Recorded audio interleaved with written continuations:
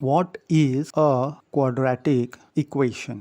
अब इसके पहले हमने देखा कि standard form of quadratic equation क्या होता है और क्वाड्रेटिक इक्वेशन क्या होता है, अब हम वो देखेंगे। तो क्वाड्रेटिक पॉलिनोमियल क्या होता है? क्वाड्रेटिक पॉलिनोमियल कोई भी वेरिएबल मान लेते हैं x में है अगर, तो उसका जो हाईएस्ट पावर है वेरिएबल का वो कितना होना चाहिए? 2 होना चाहिए। यानी जो क्वाड्रेटिक पॉलिनोमियल है उसका डिग्री जो है वो 2 होना चाहिए, ax² + bx + c। तो और डिग्री उसका कैसा? डिसेंडिंग ऑर्डर में होना चाहिए, जहां पे a, b एंड c क्या है? रियल नंबर्स है। और a 0 नहीं होना चाहिए, ये हमारा कंडीशन है क्वाड्रेटिक इक्वेशन का। अगर a 0 हो गया तो वो लीनियर इक्वेशन बन जाता है क्योंकि डिग्री 1 हो जाएगा। तो एक एग्जांपल देख लेते हैं, 2x² - 3x + 1 = 0। तो ये हमारा क्वाड्रेटिक इक्वेशन है, ये हमको दिख रहा है क्योंकि डिग्री ऑफ द पॉलिनोमियल कितना है? 2 है। तो 2x² - 3x + 1 = 0 हमने लिया। अब इसको हम कंपेयर करेंगे standard form of quadratic equation जो कि ax² + bx + c = 0 है, जहां पे a, b एंड c क्या है? रियल नंबर्स है and a cannot be equal to 0। अगर a = 0 हो जाएगा तो वो लीनियर इक्वेशन बन जाएगा। तो हमको तो क्वाड्रेटिक इक्वेशन ही रखना है। तो हमने देख लिया, आइडेंटिफाई कर लिया, x² का जो कोएफिशिएंट है वो 2 है, 0 नहीं है, तो वो a हो गया, b हमारा -3 है एंड c जो कांस्टेंट है हमारा 1 है। अब हमको फैक्टराइज करना है मिडिल टर्म।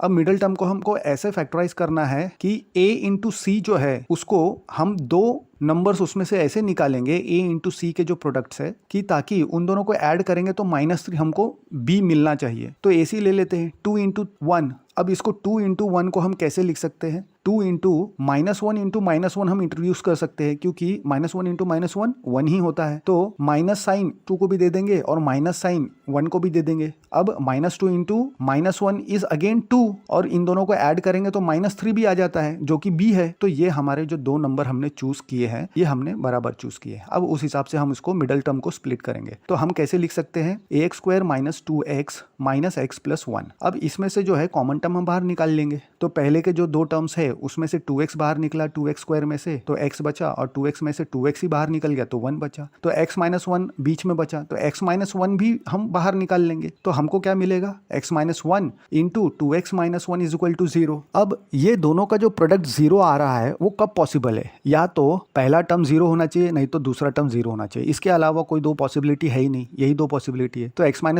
= 0 मिलेगा एंड 2x - 1 = 0 मिलेगा। तो कांस्टेंट टर्म राइट साइड में जाएगा तो साइन बदल जाएगा, तो x = 1 मिल रहा है एंड x = 1/2 मिल रहा है। तो ये हमको 2 वैल्यू मिल गई x की। तो जो वैल्यू है हमने क्वाड्रेटिक इक्वेशन को क्या किया? फैक्टराइज किया, मिडिल टर्म स्प्लिट किया और उससे हमने जो आंसर निकाला वो हमको x = 1 मिला एंड x = ½ मिला। तो ये है p of x = 0 के लिए वैल्यू।